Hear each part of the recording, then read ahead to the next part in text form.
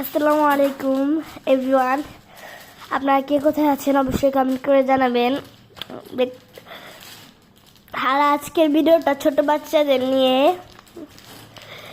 আপনার আগে জানিয়ে দিলাম যে বাচ্চাদের কোথাও ছাড়বেন না এবং কি বেশি চকলেট খাওয়াবেন না। এর আগের বার কিছুদিন কালকের আগের দিন পাশের বাসায় ডাকাতি হয়েছিল এবং কি বাচ্চাদের বেশি ছাড়বে না, অনেক সময় তাদেরও নিয়ে যেতে পারে, এরকম মেরে ফেলে। আর আজকে ভিডিওটা ওই যে দাঁত নিয়ে। আপনারা আপনাদের বাচ্চাদের অবশ্যই ভালো মতন বড়দের পেস্ট দিয়ে ব্রাশ করাবেন, নয় কিন্তু ওদের ব্রাশ হবে না। এবং কি বেশি চকলেট দিবেন না, চকলেট খেলে দাঁতে পোকা হয়।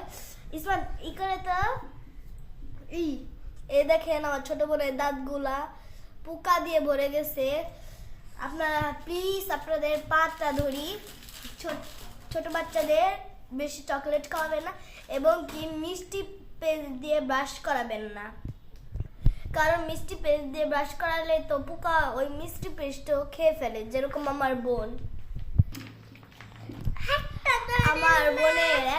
মুখটা পুরো ফুলে গেছে বড়দের মতো।